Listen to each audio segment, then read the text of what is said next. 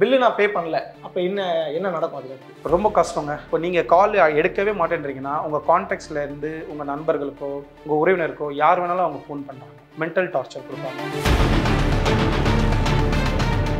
சொன்ன சூழ்நிலைனால முடியலன்னா இப்போ அந்த மாதிரி நபர்கள் என்ன செய்யணும்? அவங்களை எப்படி பாதுகாத்துக்கணும்? அவங்கள பாதுகாக்கிறதுக்கு ஒன்று பேங்க்காரங்க கிட்ட நம்ம நிலைமையை எடுத்து சொல்லலாம். கண்டிப்பாக அவங்க அதை கேட்க மாட்டாங்க. இல்லை ஏதோ சொல்ல கேட்பாங்கன்ற மாதிரி இல்லை, அது சில அனுபவங்கள். ஒரு கிரெடிட் கார்டு மூலமாக நம்ம ஒரு பொருளை வாங்குகிறோம், அது காசு கட்ட போகிறோம், பில்லு பே மந்த் வருது, பில்லு பே பண்ணுறோம், இப்படி தானே போகுது. இதில் எப்படி ஸ்கேம் அப்படிங்கிற விஷயம் எப்படி இதுக்குள்ளே வருது? இது ஒரு நல்ல கேள்வி, எல்லாரும் தெரிஞ்சுக்க வேண்டிய ஒரு கேள்வி. சில பேர் இப்போ படிச்சிருக்கிறவங்க என்ன பண்ணுவாங்க, ஒரு லிங்க் ஷேர் பண்ணுவாங்க, ஃபார்ம் அவங்களே ஃபில்அப் பண்ண சொல்லுவாங்க. ஸோ படிச்சிருக்கவங்க என்ன பண்ணுவாங்க, அந்த லிங்க் அவங்களே மொபைலில் வரும், கிளிக் பண்ணி அந்த ஃபார்ம் அவங்க name, address, father name, contact details எல்லாமே ஃபில் பண்ணுவாங்க. கடைசியில் ஒரு ஆப்ஷன் இருக்கும், டேர்ம்ஸ் அண்ட் கண்டிஷன். இதை பற்றி ஸ்கேமே டேர்ம்ஸ் அண்ட் கண்டிஷன் தான் ஆரம்பிக்குது. Processing fees, annual fees, joining fees. இப்போ கார்டு எனக்கு வீட்டுக்கு வரும், கார்டு வர்றதுக்குள்ளேயே உங்களுக்கு ஜாயினிங் ஃபீஸோடு வரும் 499 + GST. நம்ம கார்டு வந்த சந்தோஷத்தை எடுத்து ஒரு ஸ்வைப் பண்ணி ஒரு 100 ரூபா செலவு பண்ணுவோம். அந்த மந்த் பில்லில் என்ன ஆகும்னா அந்த ஸ்வைப் பண்ண 100 அந்த 499 + GST வரும். ஒரு கிரெடிட் கார்டு வாங்குறாங்க அப்படின்னா அவங்க என்ன லிமிட் வேணால் இருந்துட்டு போட்டுங்க, அது எப்படி யூஸ் பண்ணணும், எப்படி யூஸ் பண்ணணும்? நம்ம டெபிட் கார்டை வச்சு நம்ம ஏடிஎம்ல கேஷ் எடுக்கிறோம் இல்லையா, அந்த மாதிரி சிலர் எப்படின்னா அந்த கிரெடிட் கார்டை வச்சு கேஷ் எடுக்கக்கூடிய இருக்குது. அந்த மாதிரி அவங்கள இன்ட்ரெஸ்ட் எப்படி இருக்கும், அதனுடைய எதிர்வினை எப்படி இருக்கும்? டபுள் தான் அமௌண்ட். அதாவது 5000 ரூபா எடுத்தா 10,500 ரூபா கட்டுற மாதிரி இருக்கும். தயவு செஞ்சு கிரெடிட் கார்டில் ஏடிஎம்ல விட்ரா பண்ணி கேஷ் யாருமே எடுக்க வேண்டாம். இப்போ இந்த கிரெடிட் கார்டு நான் வாங்க போகிறேன் அப்படின்னா எந்த மாதிரியான கிரெடிட் கார்டை, எந்த இன்ட்ரெஸ்ட் பேஸ்டான கிரெடிட் கார்டு நான் சூஸ் பண்ணணும் அப்படிங்கிற ஒரு பேசிக் ஐடியா கொடுக்கணும் இல்லையா, அது எப்படி நான் சூஸ் பண்ண? நான் ஒரே ஒரு சஜஷன் தான் கொடுத்தேன்.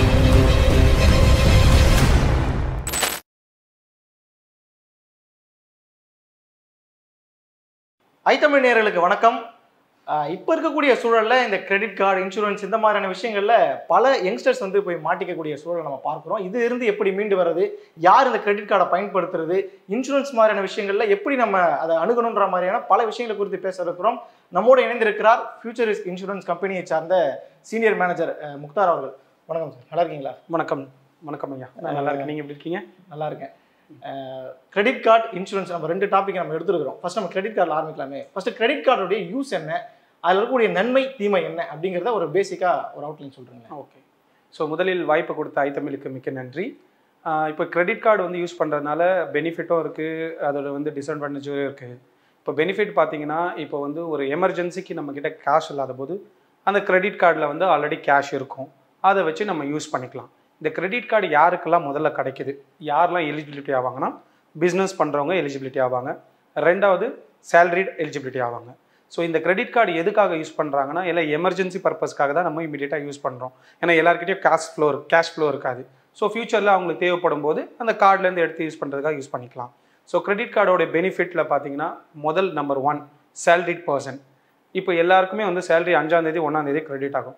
அதுக்கப்புறம் 10ஆம் தேதியே மந்த் எண்ட் ஆகிடும். ஸோ அவங்களுடைய ஃபியூச்சர் எக்ஸ்பென்சஸ்க்காக, அவங்களுடைய அதர் எக்ஸ்பென்சஸ்க்காக அவங்களுக்கு காசு தேவைப்படுறது இந்த கிரெடிட் கார்டுலேருந்து யூஸ் பண்ணிப்பாங்க. இதை பார்த்தீங்கன்னா எவ்ரி மந்த் 15th, சில பேருக்குலாம் பார்த்தீங்கன்னா 30 நாள் வரைக்கும் கிரேஸ் பீரியட் கொடுப்பாங்க. சில கிரெடிட் கார்டெல்லாம் பார்த்தீங்கன்னா 15 days வரைக்கும் கிரேஸ் பீரியட் கொடுப்பாங்க. கிரேஸ் பீரியட்னா உங்களுக்கு ஒரு உதாரணத்துக்கு, நீங்கள் 1ஆம் தேதி கிரெடிட் கார்டு அப்ளை பண்ணியிருக்கீங்க, உங்களுக்கு கிரெடிட் கார்டு 15ஆம் தேதி வீட்டுக்கு வந்துடும். ஸோ 15ஆம் தேதி கிரெடிட் கார்டு வீட்டுக்கு வந்ததுனாலேருந்து 16ஆம் தேதியிலேருந்து நீங்கள் கிரெடிட் கார்டு யூஸ் பண்ணிக்கலாம். அதுக்கு ஜாயினிங் ஃபீஸ்னு ஒன்று சொல்லுவாங்க. நிறைய கிரெடிட் கார்டு இருக்குது, SBI, RBL, நிறைய பேங்க்கோட கிரெடிட் கார்டு இருக்குது. ஸோ ஜாயினிங் ஃபீஸ் சில பேர் பார்த்தீங்கன்னா இருக்குன்னு சொல்லுவாங்க, சில பேர் ஜாயினிங் ஃபீஸ் கிடையாதுன்னு சொல்லுவாங்க. ஸோ ஜாயினிங் ஃபீஸ் ஒரு 500 ரூபாயிலேருந்து ஒரு 1000 ரூபா வரைக்கும் போடுவாங்க. அந்த லிமிட், கிரெடிட் லிமிட்னு ஒன்று இருக்கும். அந்த கிரெடிட் லிமிட் எப்படி பார்த்தீங்கன்னா, உங்களுடைய சேலரி ஸ்லிப்பை வச்சு அதை உங்களுக்கு அப்ரூவல் பண்ணுவாங்க. உங்களுக்கு அதோட லிமிட் 1 lakh இருக்கலாம், 2 lakh இருக்கலாம், 3 lakh இருக்கலாம், எவ்வளோ வேணாலும் இருக்கலாம், பேஸ்ட் ஒரு சேலரி கிரைட்டீரியா. இதில் நீங்கள் இப்போ பார்த்தீங்கன்னா, நான் இப்போ ஒரு கிரெடிட் கார்டு வாங்குறேன், SBIயோட கிரெடிட் கார்டு வாங்குறேன். அதை வச்சு நான் என்னுடைய பே ஸ்லிப்பு, என் வீட்டு அட்ரஸ், ஐடி ப்ரூஃப், ஆதார்லாம் வச்சு வாங்குறேன். KYC பண்ணுவாங்க, VKYC பண்ணுவாங்க. KYC முடிஞ்சிருச்சு. அதுக்கடுத்து வீட்டுக்கு வெரிஃபிகேஷன் வருவாங்க. வெரிஃபிகேஷன் ப்ராசஸ் முடிஞ்சோடனே உங்களுக்கு ஒரு மெசேஜ் வந்துடும், உங்களுடைய அப்ளிகேஷன் நம்பர் ஸோ உங்களுக்கு 15 நாளில் கார்டு டெலிவரி ஆகிடும். எனக்கு 1ஆம் தேதி கார்டு வீட்டுக்கு வந்துருச்சு. நான் கார்டை யூஸ் பண்ண ஆரம்பிக்கிறேன். இப்போ கார்டு யூஸ் பண்ணும்போது பார்த்தீங்கன்னா, எனக்கு அந்த கார்டில் 2 லட்ச ரூபா லிமிட் கொடுத்துருக்காங்க. அந்த கார்டை நான் 5ஆம் தேதி போய் ஒரு ஸ்வைப் பண்ணுறேன். ஒரு 2000 ரூபாய்க்கு ஒரு பொருள் வாங்குறேன், ஒரு 10ஆம் தேதி ஒரு ஸ்வைப் பண்ணுறேன். ஸோ இது எல்லாமே சேர்ந்து ஒரு 10,000 ரூபா செலவு பண்ணியிருக்கேன். ஒரு கிரெடிட் கார்டும் பார்த்தீங்கன்னா 15th அன்னைக்கு பில் ஜென்ரேட் ஆகும். எனக்கு கார்டு 1ஆம் தேதி கிரெடிட் கார்டு கைக்கு வந்திருக்கு. ஸோ 15th ஆகஸ்ட் வச்சுக்கலாம். 15th ஆகஸ்ட் வந்து பில் ஜென்ரேஷன். 1st ஆகஸ்ட் எனக்கு கார்டு வந்துருச்சு, நான் 15th பில் ஜென்ரேட் ஆகிடுச்சு. ஸோ எனக்கு 10,000 ரூபா 15ஆம் தேதி பில் ஜென்ரேட் ஆகி மெசேஜ் வந்துருச்சு. அதை நான் செப்டம்பர் 4ஆம் தேதிக்குள்ளே கட்டணும். நான் செலவு பண்ணது 10,000 ரூபா, அதே 10,000 ரூபா செப்டம்பர் 4க்குள்ளே கட்டிடணும். ஸோ உங்களுக்கு டைம் என்ன கொடுக்குறாங்க, 15th ஆகஸ்ட்லேருந்து செப்டம்பர் 4 வரைக்கும் கிட்டத்தட்ட ஒரு 19 நாள்லேருந்து 20 நாள் உங்களுக்கு கிரேஸ் பீரியட் கொடுக்குறாங்க. இந்த நாட்குள்ளே நீங்கள் அந்த யூஸ் பண்ண 10,000 கட்டிட்டீங்கன்னா உங்களுக்கு எந்த விதமான இன்ட்ரெஸ்ட் கிடையாது, லேட் பேமெண்ட், லேட் சார்ஜஸ் எதுவுமே கிடையாது. இதுவே நீங்கள் ஒரு 10 நாள் டிலேவாக பே பண்ணிட்டீங்கன்னா அந்த 10,000 ரூபாய்க்கு 36% இன்ட்ரெஸ்ட் போட்டு அதுக்கு ஒரு ஜிஎஸ்டி அப்ளிகேபிள் பண்ணி உங்களுக்கு சார்ஜ் பண்ணுவாங்க. ஸோ கிரெடிட் கார்டில் வந்து பார்த்தீங்கன்னா கடன் அட்டை, அதுக்கு பேர் தமிழில் கடன் அட்டைன்னு சொல்லுவாங்க. உங்களுடைய கார்டில் உங்களுக்கு ஆல்ரெடி காசு இருக்கும், அதை நீங்கள் அவசரத்துக்கு பயன்படுத்திக்கலாம். உங்களுக்கு 20 நாள் கிரேஸ் பீரியட், 15 நாள் இல்லை 20 நாள் கார்டுக்கு ஏற்ற மாதிரி கிரேஸ் பீரியட் கொடுப்பாங்க, அதுக்கேற்ற மாதிரி நீங்கள் யூஸ் பண்ணிக்கணும். ஸோ இதனால நம்ம அந்த குறிப்பிட்ட காலகட்டத்துக்குள்ளே நம்ம கட்டலைன்னா நம்மளுக்கு இன்ட்ரெஸ்ட் வந்து அதிகமாக போகும். இது யார் யாருக்கெல்லாம் பெனிஃபிட் பார்த்தீங்கன்னா எல்லா பிஸ்னஸ் பண்ணுறவங்களுக்கும் ரொட்டேஷன் பண்ணுவாங்க இல்லையா. ஸோ ரொட்டேஷன் பண்ணுறவங்களுக்கு யூஸ் பண்ணலாம். எமர்ஜென்சி மெடிக்கல் எக்ஸ்பென்சஸ், சடனாக ஒரு அட்மிஷன் பண்ணி ஒரு ட்ரீட்மெண்ட் பண்ணுற மாதிரி ஒரு செலவாயிடுது, அதுக்கு வந்து இதை நம்ம யூஸ் பண்ணலாம். ஸோ இப்போதைக்கு கிரெடிட் கார்டு வந்து நிறைய கிரெடிட் கார்டு அவைலபிலிட்டி இருக்குது. ஸோ அடுத்து நம்ம ஒன்றா இதை பற்றி நம்ம விவரிப்போம். இப்போ என்னன்னா இதில் வந்து ஸ்கேம் நடக்குது அப்படிங்கிற மாதிரி நம்ம பல செய்திகளை பார்த்துருக்கோம். ஒரு கிரெடிட் கார்டு மூலமாக நம்ம ஒரு பொருளை வாங்குறோம், அது காசு கட்ட போகிறோம், பில்லு பே மந்த் வருது, பில்லு பே பண்ணுறோம், இப்படி தானே போகுது. இதில் எப்படி ஸ்கேம் அப்படிங்கிற விஷயம் எப்படி இதுக்குள்ளே வருது? இது ஒரு நல்ல கேள்வி, எல்லாரும் வந்து தெரிஞ்சுக்க வேண்டிய ஒரு கேள்வி. நம்பர் 1, இப்போ வந்து ஒரு கிரெடிட் கார்டும் பார்த்தீங்கன்னா நான் முன்னே சொன்ன மாதிரி அவங்களுடைய பே ஸ்லிப், பிஸ்னஸ் பண்ணுறவங்களுக்கு அவங்களுடைய ஜிஎஸ்டி ஃபைல் பண்ண டாக்குமெண்டேஷன்லாம் கொடுக்கணும். இப்போ சேலரிட் எம்ப்ளாய்ங்களுக்கு லாஸ்ட் 3 மந்த் பே ஸ்லிப்பு, வீட்டு ஐடி ப்ரூஃப், பேன் கார்டு எல்லாமே தெரியணும். ஒரு ஆளுடைய பேன் நம்பர் போட்டாலே அவங்க எலிஜிபிலிட்டியா இல்லையான்றது நம்மளுக்கு தெரிஞ்சிடும். பேனில் பார்த்தீங்கன்னா இப்போ டேக்ஸ் கட்டுறவங்க ஜிஎஸ்டி பேன் காப்பி வச்சு கட்டுவாங்க. இதே நாங்கள் சேலரி இருக்கவங்க எங்களை மாதிரி சேலரி பர்சன் எல்லாமே பார்த்தீங்கன்னா எங்களுக்கு ஜிஎஸ்டி இல்லை, ஜிஎஸ்டி கிடையாது, பேனில் எல்லாமே ரிஜிஸ்டர் ஆகும். First documentation, last 3 month pay slip, PAN, GST கொடுத்துட்டாங்க. ஸோ இப்போ ஸ்பாம் இந்த இடத்துல தான் நடக்கும். உங்களுக்கு வந்து பார்த்தீங்கன்னா கஸ்டமர் கேர்லேருந்து கால் வரும், சார் நீங்கள் வந்து கிரெடிட் கார்டு வந்து எலிஜிபிலிட்டியாக இருக்கிறீங்க, நீங்கள் வந்து கிரெடிட் கார்டு எடுத்துக்கோங்க. சில பேர் இப்போ படிச்சிருக்கிறவங்க என்ன பண்ணுவாங்க, ஒரு லிங்க் வந்து ஷேர் பண்ணுவாங்க, ஃபார்ம் அவங்களே ஃபில்அப் பண்ண சொல்லுவாங்க. ஸோ படிச்சிருக்கவங்க என்ன பண்ணுவாங்க, அந்த லிங்க் அவங்களே வந்து மொபைலில் வரும், கிளிக் பண்ணி அந்த ஃபார்ம் அவங்க name, address, father name, contact details எல்லாமே ஃபில் பண்ணுவாங்க.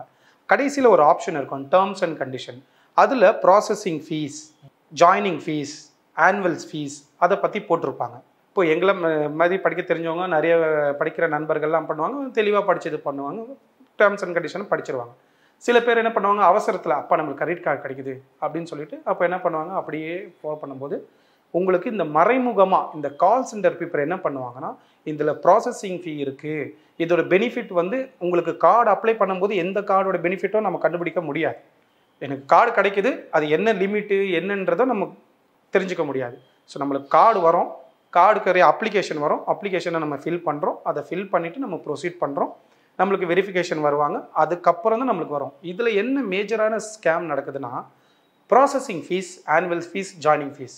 இப்போ கார்டு எனக்கு வீட்டுக்கு வரும், நான் சொன்னேன் இல்லையா, 1ஆம் தேதி எனக்கு கார்டு வீட்டுக்கு வந்துடுது, நான் யூஸ் பண்ணேன்னா 15ஆம் தேதிக்குள்ளே கட்டணும். கார்டு வர்றதுக்குள்ளேயே உங்களுக்கு வந்து ஜாயினிங் ஃபீஸோடு வரும், 999 + ஜிஎஸ்டி, 5000 + ஜிஎஸ்டி, 499 + ஜிஎஸ்டி. நம்ம கார்டு வந்த சந்தோஷத்தை எடுத்து ஒரு ஸ்வைப் பண்ணி ஒரு 100 ரூபா செலவு பண்ணுவோம். அந்த மந்த் பில்லில் என்ன ஆகும்னா, அந்த ஸ்வைப் பண்ண 100, அந்த 499 + ஜிஎஸ்டி வரும். 499 கூட இப்போ பே பண்ணிடலாம்னு வச்சுக்கோங்க, 5000 ரூபா + ஜிஎஸ்டிலாம் போடுறாங்க. ஸோ இதுதான் முதல் ஸ்கேம். ரெண்டாவது கார்டு ஸ்கேம் என்னென்னு பார்த்தீங்கன்னா, உங்களுக்கு வந்து 50,000 லிமிட் இருக்குது, 1 லட்சம் லிமிட் இருக்குது, 2 லட்சம் லிமிட் இருக்குது அப்படின்னு சொல்லிட்டு உங்களுக்கு கார்டு டாக்குமெண்டேஷன் எல்லாமே வாங்கிடுவாங்க. கடைசியில் உங்களுடைய கார்டு வந்து டிக்ளைன் ஆகிடும். டிக்ளைன் ஆகிடுச்சுன்னா உங்களுடைய டாக்குமெண்ட் ப்ரூஃப் எல்லாமே அவங்ககிட்ட மாட்டிகிட்டு இருக்கும். டேர்ம்ஸ் அண்ட் கண்டிஷனில் நீங்கள் அப்ரூவ்னு போட்டிருப்பீங்க, எல்லாமே அவங்ககிட்ட மாட்டிட்டு இருக்கும். முதல் ஸ்கேமே இந்த ப்ராசஸிங் ஃபீஸ், இதை பற்றி ஸ்கேமே டேர்ம்ஸ் அண்ட் கண்டிஷன் தான் ஆரம்பிக்குது. Yes, absolutely right. Terms and கண்டிஷனை கிளியராக படிக்கணும். ஸோ ரெண்டாவது ஸ்கேம் என்னென்னு பார்த்தீங்கன்னா, இன்ட்ரெஸ்ட். கிரெடிட் கார்டை பொறுத்த வரைக்கும் நம்ம பே பண்ணலைன்னா எக்கச்சக்கமான டே இன்ட்ரெஸ்ட் போடுவாங்க. அதாவது உங்களுடைய டியூ டேட்லேருந்து ஒரு நாளைக்கும் இன்ட்ரெஸ்ட் சேஞ்ச் ஆகிட்டே இருக்கும். நீங்கள் எத்தனை நாள் பே பண்ணலையோ, எனக்கு 30 நாள் டைம், 20 நாள் டைம் கிரேஸ் பீரியட், அதுக்குள்ளே நான் பே பண்ணிடணும். அதை பே பண்ணலன்னா அந்த 20வது நாள்லேருந்து 21, 22, 23 ஒரு நாளைக்கும் இன்ட்ரெஸ்ட் மாறிட்டே இருக்கும். எப்படி ஒரு டாலரோட மதிப்பு மாறிட்டே இருக்கு, ஒரு உதாரணத்துக்கு தான் சொன்னேன், அந்த மாதிரி மாறிட்டே இருக்கும். இல்லை எவ்வளோ அளவு அந்த இன்ட்ரெஸ்ட்டை அதிகப்படுத்திட்டே இருப்பாங்க. நீங்கள் எவ்வளோ நாள் பே பண்ணாமல் இருக்கீங்களோ அதுக்கு பெர் டேக்குன்னு ஒரு லிமிட் வச்சிருப்பாங்களா எப்படி? பெர் டேக்கு அது நம்ம கால்குலேட்லாம் பண்ண முடியாது. இப்போ ஒரு உதாரணத்துக்கு இன்னைக்கு நான் டியூ டேட் இன்னைக்கு 10,000 ரூபாய் பே பண்ணேன், நாளைக்கு நான் பே பண்ணலன்னா அந்த 10,000 ரூபான்றது 10,300 ஆகலாம். மறுநாள் அந்த டியூ வந்து 10,300ன்றது 10,700 ஆகலாம். ஒரு நாளைக்கு 300, அது ஒரு உதாரணத்துக்கு சொன்னேன். Day by day interest increase ஆகிட்டே போகும். கடைசியில் அது ஒரு பெரிய தொகையாக வந்து நிற்கும். சரி, ஓகே. பில்லு நான் பே பண்ணல, அப்போ என்ன நடக்கும் அதுக்கு அடுத்து? ரொம்ப கஷ்டங்க இந்த மாதிரி எனக்கு காலகட்டத்தில். ஏன்னா இப்போ பார்த்தீங்கன்னா ஆர்பிஐ கைட்லைன்ஸ் பிரகாரம் பார்த்தீங்கன்னா கலெக்ஷன் எக்ஸிக்யூட் வந்து வீட்டுக்கு வரக்கூடாது. கால்ஸ் வரும் ஃபஸ்ட்டு. இப்போ நீங்கள் பேசலன்னு வச்சுக்கோங்க, இப்போ பில் பே பண்ணலைன்னா உங்களுக்கு ஃபஸ்ட்டு கால்ஸ் வரும். கால்ஸ் வரும்போது நீங்கள் கால் அட்டன் பண்ணணும். அதுவும் சில பேர் என்ன பண்ணுவாங்க, பயந்துட்டு கால் அட்டன் பண்ணாமல் இருப்பாங்க. ஸோ கால் அட்டன் பண்ணலன்னா என்ன பண்ணுவாங்க, உங்களை எப்படி ட்ரேஸ் அவுட் பண்ணுவாங்க? வேறு ஆப்ஷன் அவங்களுக்கு என்ன இருக்குது?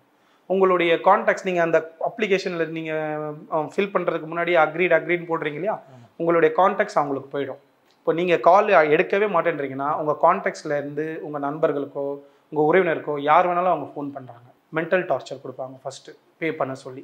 ரெண்டாவது, உங்களால் பே பண்ண முடியல அப்படின்னா உங்கள் வீட்டுக்கு கலெக்ஷன் எக்ஸிக்யூட்டிவ் பேங்க்லேருந்து டைரெக்டாக வர முடியாது. ஒரு உதாரணத்துக்கு ஒரு ஏதோ XYZ பேங்க்கில் நான் வந்து கார்டு வாங்கி நான் கட்டலை, அவங்க பேங்க்குக்கு டைரெக்ட்லேருந்து வீட்டுக்கு வந்து கேட்க மாட்டாங்க. ஒரு 3 மாதம் வெயிட் பண்ணுவாங்க. 3 மாதம் தொடர்ந்து நீங்கள் கட்டாமல் இருந்தால் நீங்கள் டிஃபால்ட்டில் வந்துடுவீங்க. டிஃபால்ட்டில் வந்த பிறகு உங்களோட லிஸ்ட்டு வந்து பார்த்தீங்கன்னா தேர்ட் பார்ட்டி கன்சல்டேஷன் கிட்ட போயிடும்.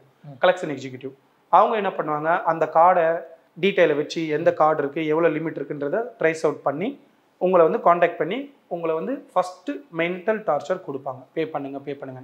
யாருமே ஏமாத்தணுன்றதுக்காக கார்டு வாங்குறதில்ல, அவங்கவுங்களுடைய சூழ்நிலைக்கு ஏற்ற மாதிரி தான் கார்டு வாங்குறாங்க. அது ஏதாவது ஒரு பிஸ்னஸ் லாஸ் ஆகிடுச்சு, இல்லை ஏதாவது ஒரு பர்சனல் ப்ராப்ளம் இருக்கிறனால தான் கார்டு பே பண்ண முடியாமல் போயிடும். ஸோ வீட்டுக்கு கலெக்ஷன் எக்ஸிக்யூட்டிவ் வர ஆரம்பிச்சிருவாங்க. கலெக்ஷன் எக்ஸிக்யூட்டிவ் வந்து அசிங்கமாகலாம் பேச மாட்டாங்க, தவறாலாம் எதுவுமே பேச மாட்டாங்க. சார் பேமெண்ட் பண்ணுங்க அப்படின்வாங்க. சில பேங்க்கில் இருக்கிறவங்க தவறாகவும் நடந்துக்கிறதுக்கு வாய்ப்பு இருக்குது.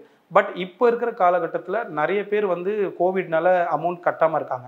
அவங்கெல்லாம் என்ன இன்னல்கள் சந்திக்கிறாங்கன்னா, வீட்டுக்கு வந்து அவங்க வந்து டெய்லி காலையில் 7 மணிக்கெலாம் வந்து நின்றுவாங்க, 8:30க்கெலாம் வந்து நின்றுவாங்க, சனி ஞாயிறு நின்றுவாங்க. அவங்கள பொறுத்த வரைக்கும் அந்த கலெக்ஷன் எக்ஸிக்யூட்டிவ் ஜாப் அதை கலெக்ட் பண்ணி கொடுக்கணும். இதுக்கு தடுக்கிறதுக்கு சட்டங்கள் வந்து இப்போ நிறைய வந்துருச்சு. இப்போ நிறைய அதுக்குரிய வழிகள்லாம் இருக்குது. ஸோ இதுதான் வந்து முக்கியமான மேஜர் ப்ராப்ளம். என்ன, வீட்டுக்கு வர்றது, ஃபோன் பண்ணுறது, உங்களுடைய உறவினர் நண்பர்களுக்கு ஃபோன் பண்ணி உங்களுக்கு ட்ரேஸ் அவுட் பண்ணுறது. முதல்ல நீங்கள் கால் எடுங்க. ஒரு பிரச்சனை வந்தால் அந்த பிரச்சனையை ஃபேஸ் பண்ணோன்னா நீங்கள் கால் எடுத்து பேசுங்க. பேசி உங்களுடைய சூழ்நிலை சொல்லுங்கள். அவன் கடன் கொடுத்துருக்கான், நீங்கள் கடன் வாங்கியிருக்கீங்க, நம்ம பே பண்ணி தான் ஆகணும். பட் இப்போ காசு இல்லை. ஸோ நம்மளுடைய சூழ்நிலை எடுத்து சொல்லலாம். அதுக்கும் மீறி அவங்க தவறாக நடந்துக்கிட்டாங்க, அவங்ககிட்ட ஹார்ஷாக நடந்துக்கிட்டாங்கன்னா பல வழிகள் இருக்குது. சட்டத்திட்டங்கள் சொல்லும் அது என்னென்ன வழிகள், அதை வச்சு நம்ம ஃபேஸ் பண்ணிக்கணும்.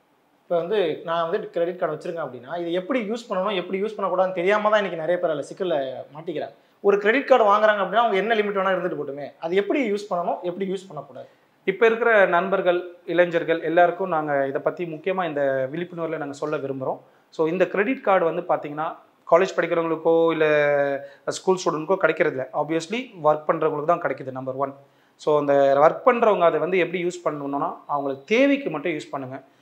ஆடம்பர வாழ்க்கைகளுக்காக தயவு செஞ்சு யூஸ் பண்ணாதீங்க. ஒரு மருத்துவ செலவு, ஒரு உண்மையிலே வீட்டில் ப்ரொவிஷன் இல்லை, ஒரு 5,000 ரூபா மாதம் பட்ஜெட்டில் ஷார்ட் உள்ளதுன்னா அந்த 5,000 ரூபா எடுத்து அதில் ப்ரொவிஷன் வாங்கிட்டு உங்களுக்கு சேலரி வந்தோன்னா முதல்ல அதை கட்டிடுங்க. ஸோ இந்த மாதிரி தான் பெனிஃபிட்ஸ் நிறைய இருக்குது. ஸோ ஒரு உதவின்றது செய்கிறதுக்காகவும் நம்மளுடைய பர்சனல் எக்ஸ்பென்சஸ்க்காகவும் தான் இதை நம்ம யூஸ் பண்ணுறோம்.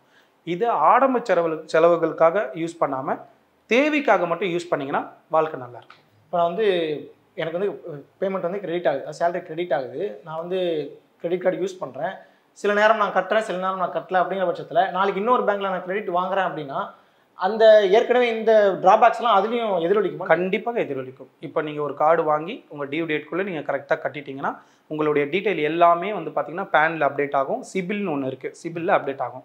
நீங்கள் டிஃபால்ட் ஆகிட்டீங்க, இப்போ 3 மந்த்தாக நீங்கள் பேமெண்ட்டே பண்ணலை அப்படின்னா சிபிலில் வந்து உங்களுக்கு உங்களுடைய பிளாக் லிஸ்ட்டில் போட்டுருவாங்க. உங்களுக்கு கால் வர ஆரம்பிச்சிடும், வீட்டுக்கு ஆள் வர ஆரம்பிச்சிருவாங்க. அண்ட் ரெண்டாவது வந்து உங்களுக்கு அடுத்த லோனோ அடுத்த கிரெடிட் கார்டோ எடுக்கும்போது உங்களுக்கு எலிஜிபிலிட்டி வராது. அப்படி வந்தாலும் ரேட் ஆஃப் இன்ட்ரெஸ்ட் வந்து ஒரு குறைஞ்சது இப்போ பார்த்தீங்கன்னா 12%, 15% தான் கிரெடிட் கார்டெலாம். 25%, 30% லோன் வச்சு தான் அவங்களுக்கு கொடுப்பாங்க. எலிஜிபிலிட்டி உங்களுக்கு வராது. ஸோ ஒரே ஒரு ஹம்பிள் ரிக்வஸ்ட், கிரெடிட் கார்டு வாங்குங்க, தேவைக்கு யூஸ் பண்ணுங்கள். ஒரு கிரெடிட் கார்டு போதும். அதை வச்சு இன்னொன்று வாங்குறது, அதை வச்சு இன்னொரு கிரெடிட் கார்டு வாங்குறத தவிர்த்துருங்க. ஸோ ஒன்று வச்சுட்டு யூஸ் பண்ணிங்கன்னா எமர்ஜென்சிக்குன்னும் போது யூஸ் பண்ணிக்கலாம். இப்போ நம்ம வந்து டெபிட் கார்டை வச்சு நம்ம ஏடிஎம்ல கேஷ் எடுக்கிறோம் இல்லையா, அந்த மாதிரி சிலர் வந்து எப்படின்னா அந்த கிரெடிட் கார்டை வச்சு கேஷ் எடுக்கக்கூடிய இருக்குது. அந்த மாதிரி அவங்கள இன்ட்ரெஸ்ட் எப்படி இருக்கும், அதனுடைய எதிர்வினை எப்படி இருக்கும்? அதுவும் ஒரு நல்ல கேள்வி. இப்போ ஒரு உதாரணத்துக்கு எனக்கு ஒரு 5000 ரூபாய் கேஷ் தேவைப்படுது. நான் ஏடிஎம்மில் போய் கிரெடிட் கார்டை வச்சு எடுத்துட்டேன். ஸோ இன்றைக்கி டேட் வந்து பார்த்தீங்கன்னா 2 செப்டம்பர். இன்றைக்கி நான் வந்து கேஷ் எடுத்திருக்கேன். இப்போ எனக்கு 15 செப்டம்பர் வந்து பில்லே ஜென்ரேட் ஆகும். அதை நான் வந்து 4th அக்டோபர் பே பண்ணணும். திரும்ப சொல்கிறேன், இன்றைக்கி நான் 2 கேஷ் எடுத்திருக்கேன். 15 எனக்கு டியூ டேட். ஓகேங்களா? 15 வந்து பில் டேட், பில் ஜென்ரேட் ஆகும். 4 அக்டோபர் கட்டணும். ஸோ 4 அக்டோபர்னு கட்டும்போது உங்களுக்கு 25 நாள் டைம் கொடுத்துருக்காங்க. ஸோ நீங்கள் இப்போ கேஷ் என்னைக்கு எடுத்தீங்கன்னா 2 எடுத்திருக்கீங்க. ஸோ 15 13 நாள் இன்ட்ரெஸ்ட் 5500 நீங்கள் எடுத்திருந்தீங்கன்னா இன்ட்ரெஸ்ட் 4.5%. 4.5 வந்து 13 நாளுக்கு கால்குலேட் பண்ணுங்கள். 5500 இன்ட்டு 13 டேஸு ஒரு அமௌண்ட் வரும். அதுக்கு 4.5%, அதுக்கு ஒரு ஜிஎஸ்டி. கிட்டத்தட்ட நீங்கள் ஒரு 10200 கட்டுற மாதிரி இருக்கும். Double the amount. அதாவது 5000 எடுத்தால் 10500 கட்டுற மாதிரி இருக்கும். தயவு செஞ்சு கிரெடிட் கார்டில் ஏடிஎம்மில் விட்ரா பண்ணி கேஷ் யாருமே எடுக்க வேண்டாம். இதை பற்றி தெரியாமல் நிறைய பேர் பண்ணியிருப்பீங்க. பட் கேஷை பொறுத்த வரைக்கும் ஏடிஎம்மில் விட்ரா பண்ணால் டெய்லி இன்ட்ரெஸ்ட் கட்ட வேண்டியது வரும். இப்போ இந்த மாதிரி பில் ஜென்ரேட் ஆகி அவங்க கட்டாமல் இருக்கிறாங்க, அவங்களால நீங்கள் சொன்ன சூழ்நிலையினால முடியலன்னா இப்போ அந்த மாதிரி நபர்கள் என்ன செய்யணும்? அவங்களை எப்படி பாதுகாத்துக்கணும்? அவங்கள பாதுகாக்கிறதுக்கு 2 வழிகள் இருக்குது. ஒன்று, பேங்க்காரங்க கிட்ட நம்ம நிலைமையை எடுத்து சொல்லலாம். கண்டிப்பாக அவங்க அதை கேட்க மாட்டாங்க. இல்லை ஏதோ கேட்பாங்கன்ற மாதிரி சொல்லிட்டு இல்லை, அது சில அனுபவங்கள். ஸோ அதை நம்ம வந்து அதை வெளியே ஷேர் பண்ணிக்கும் போது தான் நம்மளுக்கு அதோடைய வழி என்னன்றது நம்மளுக்கு தெரியும். ஸோ பேங்க்கில் வந்து பார்த்தீங்கன்னா உங்களுக்கு வந்து செட்டில்மெண்ட் பண்ணலாம். செட்டில்மெண்ட்ன்ற ஒரு ஆப்ஷன் இருக்குது. இப்போ ஒரு உதாரணத்துக்கு பார்த்தீங்கன்னு வச்சுக்கோங்களேன், ஒரு 3 லட்ச ரூபா அவுட்ஸ்டாண்டிங் இருக்குன்னா நீங்கள் அந்த 3 லட்ச ரூபாய்க்கு என்னால் இப்போ காசு கட்ட முடியாது, எனக்கு செட்டில்மெண்ட் பண்ணி கொடுங்கன்னு சொல்லலாம். அது நம்மளாக சொல்லக்கூடாது. அது வந்து அவங்களா வர வைக்கணும். அது வந்து நம்ம எல்லாருமே எடுத்தோன்னே செட்டில்மெண்ட்டுன்னா அப்போ நீங்கள் வாங்கிட்டு காசு கட்டாமல் செட்டில்மெண்ட் கேட்பீங்களா அப்படின்னு கேட்பாங்க. ஸோ இந்த செட்டில்மெண்ட்ன்ற வழி இருக்குது. அது எப்படின்னா பேங்க்கே வந்து கொடுக்கும். அவங்களே அந்த ஆப்ஷன் கொடுக்கும்போது நம்ம அந்த ஆப்ஷனை யூஸ் பண்ணிக்கலாம். இப்போ நம்ம எடுத்த உடனே அந்த மாதிரி பண்ண முடியாது. ஸோ முடிஞ்ச அளவுக்கு நம்ம அவங்கள சொல்லி புரிய வைக்கணும். முடிஞ்ச அளவுக்கு அதர் ப்ராப்பர்ட்டிஸ், ஜுவல்ஸ் அந்த மாதிரி ஏதாவது இருந்ததுன்னா அதை சேல்ஸ் பண்ணி அந்த கடனை அடைக்க பார்க்கணும். செட்டில்மெண்ட் பண்ணலாம். செட்டில்மெண்ட் பண்ணிட்டீங்கன்னா உங்களுக்கு அடுத்த லோன் எதுவுமே வராது. செட்டில்மெண்ட்னா எப்படி? அது என்ன சொல்கிறேன்? செட்டில்மெண்ட்ன்றது உங்கள் கிரெடிட் கார்டில் அவுட்ஸ்டாண்டிங் 3 லட்ச ரூபா இருக்குன்னு வச்சுக்கோங்களேன். இப்போ நீங்கள் கட்டவே இல்லை, மினிமம் டியூன்னு ஒன்று வரும். உங்களுக்கு பில் டியூன் டேட்னில் அதுக்குள்ளே நீங்கள் கட்டணும். நீங்கள் எதுவுமே கட்டலை, அந்த 3 லட்சம் 3.5, 4, 4.5 டே பை டே போயிட்டே இருக்கும். 2 வருஷமாக நீங்கள் கட்டலை காசு, 4 லட்ச ரூபா வந்து நிற்கிது. அந்த 3 லட்ச ரூபா கடன் 4 லட்ச ரூபா வந்து நிற்கிதுன்னா பேங்க்காரன் உங்களுக்கு ஒரு வாய்ப்பு கொடுப்பான். 4 லட்ச ரூபா இருக்குது சார், நீங்கள் 4 லட்ச ரூபாலாம் கட்டாதீங்க, உங்களால் எவ்வளோ கட்ட முடியும்? சார் என்னால் 50,000 தான் சார் கட்ட முடியும், என்னால் 60,000 தான் கட்ட முடியும். சரி ஓகே, 60,000 கட்டுவீங்களா? கட்டுவீங்க. ஏன்னா பேங்க்கை பொறுத்த வரைக்கும் அது வராக்கடன். இப்போது அவனுக்கு 1 ரூபா வந்தான்னா 2 ரூபா வந்தானா ஏதோ வராத இடத்துக்கு ஒரு 2 ரூபாவது வருது, ஒரு உதாரணத்துக்கு சொன்னேன். ஸோ அந்த 4 லட்ச ரூபாவில் 60,000 உங்ககிட்ட வாங்கிட்டு செட்டில்மெண்ட் லெட்டர் கொடுத்துட்டு உங்கள் லோனை க்ளோஸ் பண்ணிவிடுவான். உங்களுடைய சிபில், உங்களுக்கு அந்த சிபில் ரிப்போர்ட்டில் உங்களுடைய லோனில் வந்து க்ளோஸ்டுன்னு வந்துடும். ஸோ நீங்கள் அடுத்து எந்த லோனும் எடுக்க முடியாது கொஞ்ச நாளைக்கு. அடுத்து என்னென்னா, இப்போ இந்த கிரெடிட் கார்டு நான் வந்து வாங்க போகிறேன் அப்படின்னா எந்த மாதிரியான கிரெடிட் கார்டை, எந்த இன்ட்ரெஸ்ட் பேஸ்டான கிரெடிட் கார்டு நான் சூஸ் பண்ணணும் அப்படிங்கிற ஒரு பேசிக் ஐடியா கொடுக்கணும் இல்லையா? அது எப்படி நான் சூஸ் பண்ண? நான் ஒரே ஒரு சஜஷன் தான் கொடுப்பேன். நீங்கள் கிரெடிட் கார்டு எடுக்கிறதுக்கு முன்னாடி எந்த card lifetime free credit card எடுத்திங்கன்னா no joining fees, no hidden charges and no processing fee எதுவுமே கிடையாது. இப்போ நிறைய கம்பெனி கார்டெலாம் பார்த்தீங்கன்னு வச்சுக்கோங்களேன், லைஃப் டைம் இருக்கும் ஃப்ரீ கார்டு கொடுத்துட்றாங்க. அதில் என்ன சலுகைகள் பெனிஃபிட் கொஞ்சம் கம்மியாக இருக்கும், பட் இதே தான் அவசரத்துக்கு யூஸ் பண்ணிக்கலாம். So life time free credit card without processing ஃபீ, வித்தவுட் ஆனுவல் ஜாயினிங் ஃபீஸ், அந்த கார்டை வந்து எடுங்க. அது நம்ம சூஸ் பண்ணலாம். ஏன்னா நம்ம வந்து எஸ்பிஐ வேணுமா, ஆக்சிஸ் வேணுமா, ஆர்பிஎல் வேணுமான்றது நம்ம தான் சொல்ல போகிறோம். நம்ம அந்த பேங்க் கால் வரும், டெலிமார்க்கெட்டிங் கால் வரும், அவங்க தான் நம்ம ஹெல்ப் பண்ணுவாங்க. அந்த டெலிமார்க்கெட்டிங் பர்சன் கிட்ட இப்போ ஒரு பேங்க் 2 பேங்க் தான் பரவாயில்ல, இங்கே வந்து எக்கச்சக்கமான பேங்க் இருக்குது, நிறைய பேர் ஆஃபர்ஸ் அள்ளி வீசிக்கிட்டு இருக்காங்க. இப்போ இதில் எது நல்லதுன்றதை நம்ம எப்படி அந்த அட்வர்டைஸ்மெண்ட் நாலேஜ் இல்லாத நபர் எப்படி எடுக்கணும்னு கேட்குறேன். உங்களுக்கு டீட்டெயில்ஸ் சொல்லுவாங்க, அவங்களே சொல்லுவாங்க. ஆக்சிஸ் கார்டு எடுத்திங்கன்னா ஜாயினிங் ஃபீஸ் 599 ரூபா ப்ளஸ் ஜிஎஸ்டி, இது ஃப்ரீ. ஏன்னா ஒரு கார்டுலேயே பார்த்தீங்கன்னா ஒரு பேங்க்குக்கே 100 கார்டு இருக்கும் வேறு நேமில். ஸோ எல்லாமே காமன் தான். லைஃப் டைம் ஃப்ரீ கார்டு எதுன்றதை அந்த இப்போலாம் விளம்பரம் தான் உங்களுக்கு நிறைய இருக்கு இல்லையா? இப்போ நீங்கள் இன்ஸ்டாவில் பார்க்கும்போது விளம்பரம்லாம் வரும், அதை பார்த்து லைஃப் டைம் எது ஃப்ரீயோ, உங்களுக்கு பார்க்க தெரியாது, படிக்க தெரியாது, இங்கிலீஷ் தெரியாது அப்படின்னா பரவாயில்ல, கால் வரும், டெலிமார்க்கெட்டிங் கால் அப்ளிகேஷன் ஃபில் பண்ணும்போது எனக்கு ஃப்ரீ கார்டாக வரணும், வருஷத்துக்கு எந்த சார்ஜஸும் பண்ணக்கூடாது, எல்லாமே ஃப்ரீயாக இருக்கிற மாதிரி வரணும். ஸோ அந்த மாதிரி கார்டை நீங்கள் தாராளமாக யூஸ் பண்ணிக்கலாம். டோட்டலாக இந்த கிரெடிட் கார்டு யூஸ் பண்ணுறோம், லாஸ்ட் கொஸ்டினாக வச்சுக்கலாம். இந்த கிரெடிட் கார்டு யூஸ் பண்ணுறவங்களுக்கு நீங்கள் சொல்கிற ஒரு அட்வைஸ் மாதிரி என்ன எக்ஸ்பீரியன்ஸ்லேருந்து? என்னுடைய ஹம்பிள் ரிக்வஸ்ட் அண்ட் என்னுடைய கருத்துக்கள் என்னென்னா, கிரெடிட் கார்டு யூஸ் பண்ணலாம், தேவைக்கு யூஸ் பண்ணுங்கள், அனாவசிய செலவுக்கு யூஸ் பண்ணாதீங்க. அனாவசிய செலவுக்கு யூஸ் பண்ணால் நம்ம வந்து மூட்டையை நம்மளே சுமக்கிற மாதிரி. இது வந்து ஆல்ரெடி சொன்ன மாதிரி it's a credit, it's not a debit card. Debit கார்டுன்றது நம்மளுடைய கார்டை நம்ம யூஸ் பண்ணுறோம், நம்மளுடைய பணத்தை நம்ம யூஸ் பண்ணுறோம். இது வந்து கிரெடிட், அவனுடைய பணத்தை நம்ம யூஸ் பண்ணிவிட்டு அவங்களுக்கு நம்ம பதில் சொல்கிறோம் கடன்காரனா. ஸோ முடிஞ்ச அளவுக்கு எமர்ஜென்சி அண்ட் ஏதாவது ஒரு எமர்ஜென்சி சுச்சுவேஷன் இல்லை ஒரு அவசரமான தேவைக்கு மட்டும் யூஸ் பண்ணுங்கள். Other than that credit card use பண்ணாதீங்க. அப்படியே இருக்கட்டும், ப்ராசஸிங் ஃப்ரீயாக தானே கார்டு கொடுக்குறாங்க, அது ஒரு மூலையில் இருந்துட்டு போட்டு அப்படின்னு சொல்லி சொல்கிறவங்களாம் நிறைய பேர் இருக்காங்க. ஏதோ ஒரு கட்டத்தில் அவங்க யூஸ் பண்ண ஆரம்பிச்சிடும். யூஸ் பண்ண அந்த கிரெடிட் கார்டோட ருசி வந்து பார்த்தீங்கன்னா அப்புறம் கட்டிக்கலாம். பில் டேட் 15 நாள், அடுத்த மாதம் தானே கட்ட போகிறோம், அடுத்த மாதம் தானே கட்ட போகிறோன்ட்டு இது அப்படியே நம்மளை சுமையை ஏற்றிட்டே இருக்கும். இதுலேருந்து வெளியே வர்றது ரொம்ப கஷ்டம். இதனால் மென்டல் ஹெல்த் கண்டிப்பாக பாதிக்கப்படும். உங்களுடைய பர்சனல் ஹெல்த் இஷ்யூஸ் வரும். உங்களுக்கு வீட்டில் நல்லா ஃப்ரெண்ட்லியாக பேச முடியாது, வெளியே போக முடியாது, ஐயோ கடன் கட்டணுமே, காசு கட்டணுமே, பில் வந்துடுமே, கால் வருமே, இந்த ப்ரெஷர்லேயே இருக்கணும். இதெல்லாம் வந்து அவாய்ட் பண்ணுங்கள். தேவைக்கு மட்டும் தயவு செஞ்சு யூஸ் பண்ணுங்கள். ரொம்ப அழகாக இந்த விஷயத்தை சொல்லியிருக்கீங்க. நம்ம மக்கள்கிட்ட கொண்டு போய் சேர்ப்போம், மக்கள் தெளிவு பெறட்டும். நன்றி. தேங்க்யூ. நன்றி.